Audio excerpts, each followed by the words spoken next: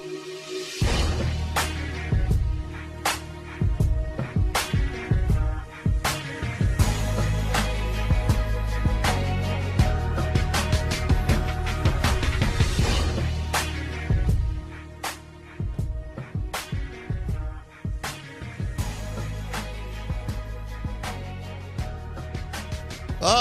our guests join us on the Farm Bureau Insurance guest line. We are the Out of Bounds Show, ESPN 105.9 The Zone. Good morning. Welcome in. Hope you're doing well.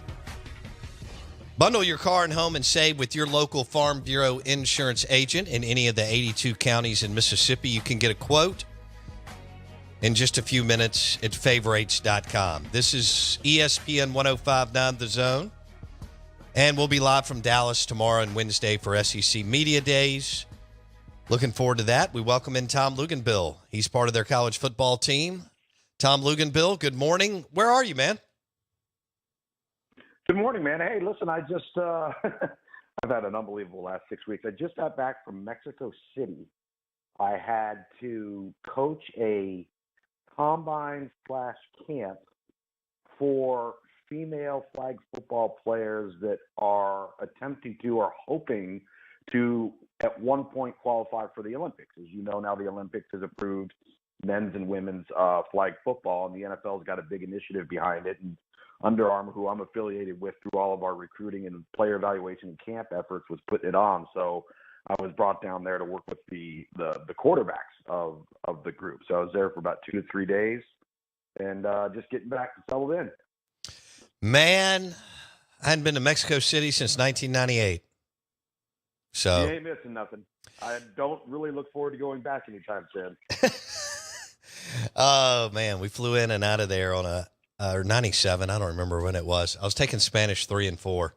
The cooler parts of that trip were Acapulco and Cozumel and Cancun. So I do remember we were nowhere near any of those locations. The bus dropped us off downtown Mexico City at the hotel, and there were armed guards outside the hotel. And I was like, well, we probably need to be careful if we're going to bounce around tequila bars here while we're here for 24 to 48 hours. Let's just say I didn't leave the premises for 2.5 days. Yes. Well, all right. I want to talk a little bit about trap games today. I want to throw a couple of them out to you. All right. Everybody's got their own game version, when a team could be coming off a brutal game, play someone, but then all right, first of all, do you believe in that? Do you believe that teams look ahead? It's not necessarily that I believe that teams look ahead. I think obviously anytime that can happen with young people because, they're not dumb. Like they see what the coaches see. When you start to put players in position meetings and you start to do game prep and film evaluation of the opponent, a kid can see that the team's not very good, right? And a team can have that ingrained in their mind that, oh, we'll just get past this one. But that one next week, that one's got our attention. So, yeah, the human nature component to that, I do think is very real. But I also think, and you've heard me say this time and time again, I think it's very, very real. When it comes to scheduling, it ties into trap games. Scheduling is all about where do you play, who do you play, and when are you playing them? Because teams are different at different points of the season. You look at that Ohio State team in 2014 that won the national championship, but in week 2 lost to a below average Virginia Tech team and looked bad doing it, right? And had that Virginia Tech team, who ironically the next week lost to East Carolina at home, had that Virginia Tech team played Ohio State 5 weeks from that point, they wouldn't have beat them. Wouldn't even have been close. So I do think there's a bit of a psychological component, and I do think that, as teams gel, they grow, they morph, they find their way. All of a sudden, you have this magical chemistry component that develops that maybe wasn't there in week 2, but it's definitely there in week 10. All of that stuff matters. So yes, I do think there is a side, particularly when you're dealing with young people who can get easily caught up in how they view an opponent and then all of a sudden your focus wanes and your preparation wanes, and you don't take that team as seriously. And there will be a lot of coaches that will tell you they can see it in pregame warm-up. Okay. They can see it in pregame warm-ups as far as... They can sense it. They can know it. Yeah, they can sense it. They can tell by the Are they energy. locked in? Or body language? Are they focused? Are they going through the motions? Is there enthusiasm? Is there energy? And then they look across the field to the other team, and all of a sudden that team's all jacked up and ready to go, and you're going, oh boy, and you know what really can get you? Those 11 a.m. Central games. Because you got to be ready to get up and play those suckers now. Right. Like those ones can get you. That's not the 3:30 Eastern, which will now be ESPN or ABC SEC game, right? That everybody and their brother's going to be watching. It's that early one that you got to get out of bed for. You got to alter your schedule for. Your pregame meal is super early. Your team meeting is super early. Your special teams. It's just different, man. And so you tie all that in to the opponent. And yes, I think it matters. Okay, I know we've talked about this, and I'm going to go away from the trap game for just a second. We'll get back into it. I've got two that I think we could hit from Mississippi State and Ole Miss. Well, I know we can. And some people may disagree with those and think there are others. That's fine. But, the 11 a.m. game, for years people looked down on it. I was one of the first that said I love it. Now, here's why. One, I want to go from game day. All right. You're in a different mode because you're in a stadium. You're about to work for a long time. You've been doing prep. Right. I'm getting ready to open a beer, eat some nachos, hang out. Yes, I'm watching college football, but it's a fun day for me type deal. So I think the 11-8, for years we just went, a lot of times we went on a lull. We got like Indiana and Northwestern at 11 a.m. Nobody gives a damn about that. It'd be 6-3 at half and 10-7 or whatever at the end of the game. And that was about it. But as you know, your network and Fox have realized, hold on, we have a captivated audience that is in a good mood, that is ready to consume sooner than we thought. I think there's been a shift the last few years. When I'm in Starkville, I love to, because I wake up there, love to go to an 11 a.m. game. The dogs play whoever, get that done. I can get back. I can cook, order to go, whatever, pour a beverage, and start to watch the afternoon and night games. Is there more buzz around your industry that 11 a.m. is a good time slot and will only get better? Because that's what I've heard from athletic directors and other people in our business, Loogs. Well, I don't think there's any question, Bo. I think, it's not that long ago where you looked at the 11 a.m. Central kick, 12 noon, East Coast kick, and if it was an SEC game, it was likely, Vandy, South Carolina, right? Or if it was in the first 3 or 4 weeks of the season, it was whoever an SEC team is playing out of conference. So it might have been, Georgia, Kent State, those types of games. But now all of a sudden, that game could be Mississippi State, Kentucky, right? That game could end up being Ole Miss, South Carolina. I remember I had Ole Miss, Georgia at noon in Oxford. Kirby's first year or second year. And that was an 11 a.m. kick. Yeah, Freeze smoked them. I do think.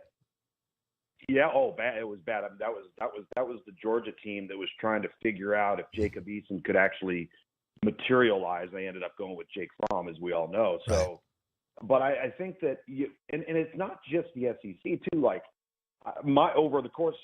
So the way it works for me and how I've been a part of this the last 10 years is our crew, which was a top 4 or 5 crew in our company, which essentially meant that we were always going to be on ABC or ESPN at either noon or 3:30 Eastern, with an occasional Pac-12 After Dark or an occasional ABC Prime, right? We might get that slot every now and then, which generally meant that our crew could never go further west than the Central Time Zone. So we spent a lot of time in the Big 12, the SEC, the ACC, and when we had the Big 10, of course, the Big 10. And I think now that the football has become so competitive and there are so many compelling games across the board that you used to have to look for the game, or it used to be easy to say, oh, we'll just put this game in the 11 a.m. slot. because it's not a very good game. It's going to be lopsided, and it was the easy decision. Now, I do think people are up and ready, and they want to kickstart their day. And I think our company, I'm sure Fox and CBS and NBC feel the same way, that if you get the enthusiasm going to start the day, it triggers and fuels and lights a fuse for viewership till 2 in the morning, right? Yeah. Because now you can slot really good games one after another on different networks, and in many times one against the other. I mean, I've had broadcasts where we are ABC 3:30, and we have number 4 Florida State and number 10 North Carolina up against the SEC game, which is a really, really good game, and maybe one of the teams on CBS was highly ranked and the other was a good team. But our numbers were very, very comparable because there was just enough good football to go through there. Now, what's going to be interesting going forward, though, with all of this, is now that we at ESPN and ABC, obviously there's the ACC network and you have an ACC prime telecast. There's the SEC network, you have an SEC prime telecast. But now that we have the SEC rights exclusively, many of those really good games out of the ACC that might have been noon ESPN ABC or 3:30 ESPN ABC, that's now going to be an SEC game. Yeah. So what's going to end up happening with the ACC is you're going to get some really good football games that would have normally been in an ACC or an ESPN ABC window, and they may now be on ACC Prime because you're trying to figure out where to put everybody. Right. So the movement on the board of scheduling is crazier than it's ever been. Yeah, and now because of streaming and because of access, all 3 windows to me are good. Really good. The more we call it the Tito's Vodka Bloody Mary game. I'm going Central Time. 11 a.m., 2:30, and then 6:30 to 7-ish kick. All 3 windows are good times now, Tom, whereas you couldn't make that argument, I don't think, 15 to 20 years ago, I guess is my point.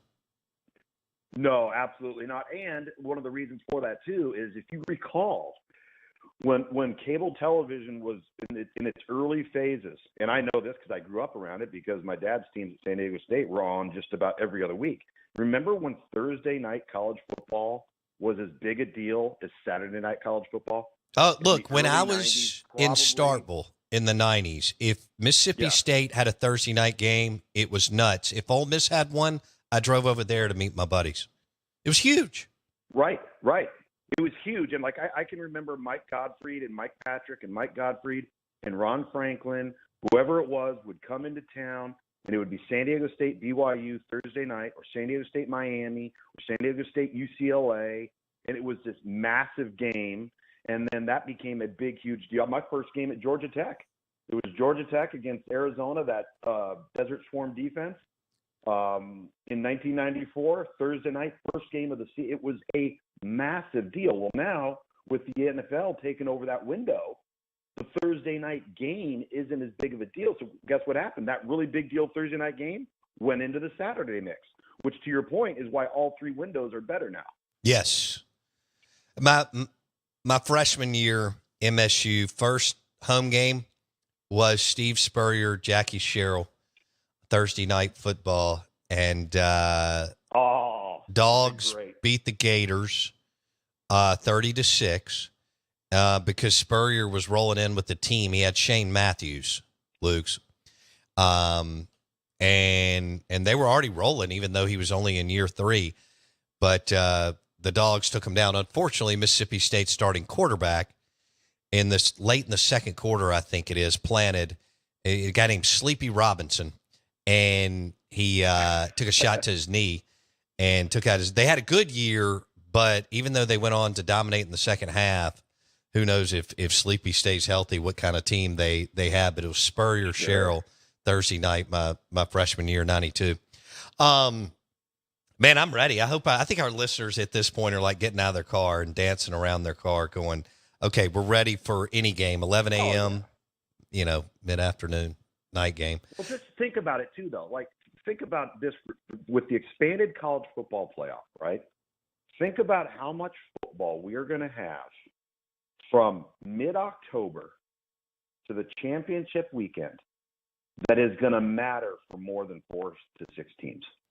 True. Like, we've never had that before in the history of college football, ever, as it relates to the college football playoff. There are going to be games that will be in like a noon or a 3:30 window every single week where at least one of the opponents is involved in the college football playoff discussion. We've never had that before.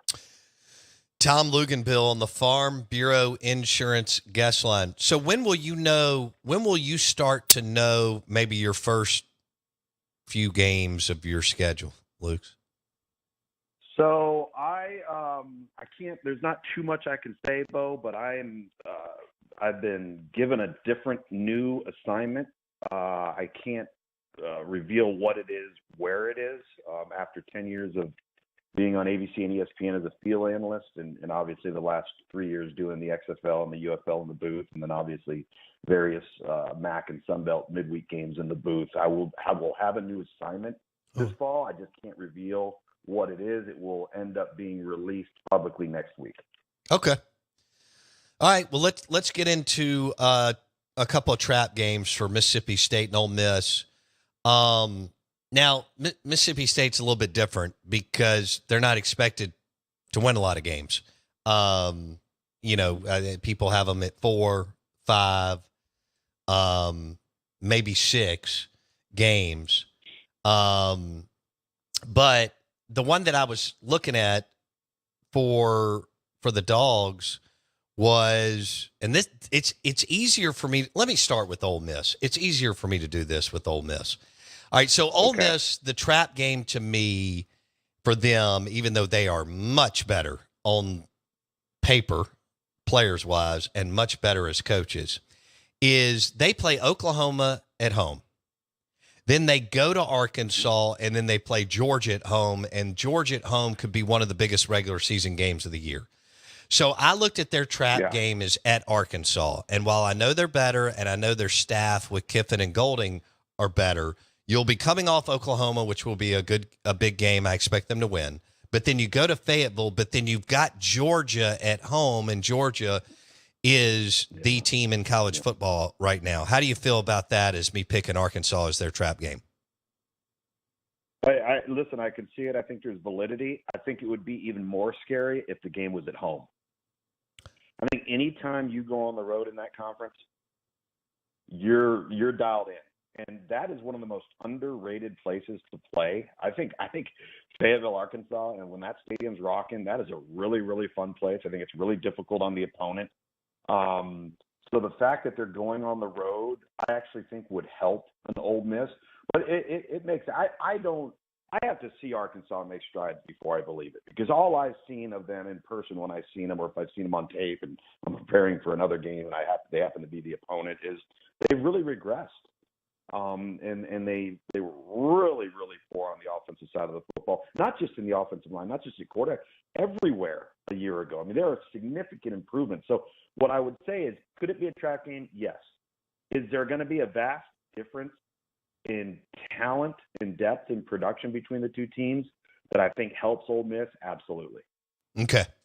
But back to what we were talking about earlier, do you believe that teams, well, really, this is kind of individual combination of teams, but they can only get up.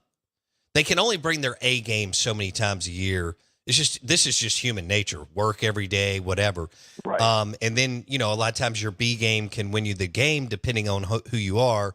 And then most of the time, if you bring anything less than that, you're going to be in trouble. There's no question, and that's why there are only so many Alabamas. There are only so many Georgias. There are only so many, programs and teams and coaches that have proven that they can get their team ready to play week in and week out, no matter how many games they've won in a row, no matter how many people are gunning for them. And you've heard me say that before, and I think Dabo showed this for a long stretch. Nick Saban showed it for 17 straight years. One of the greatest coaching talents, in my opinion, is getting your team to play at their best every single week when everybody's telling them how good they are. And when you reach that point, and very few teams have, then that you're going to be, I think, in rarefied air, because you're 100% correct. And that is hard to do. That's a 13, 14-week grind. And if you don't have better players than everybody else, it can really take its toll on you. Tom Luginbill with ESPN on the Out of Bounds Show. I've now come to the conclusion that Mississippi State doesn't have a trap game. Okay. Here's why.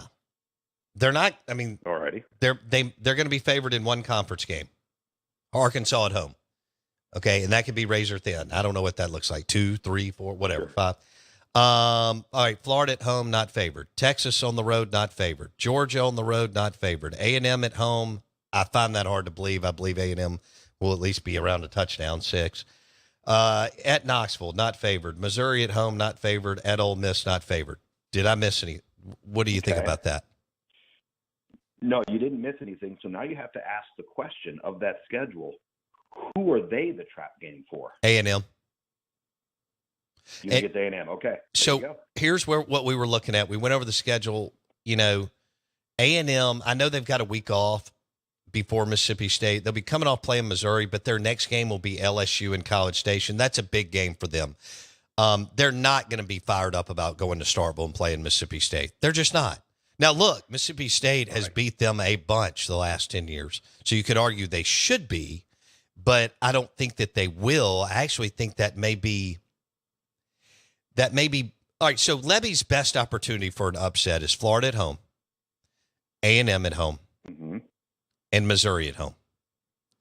If you're giving them a slight edge against Arkansas at home, those are the only 3 games. Well, I'll tell you, they are, but they're also doable, and you have that home field advantage, man. Like, well, you know it, but I don't know if people realize how hard it is to play there.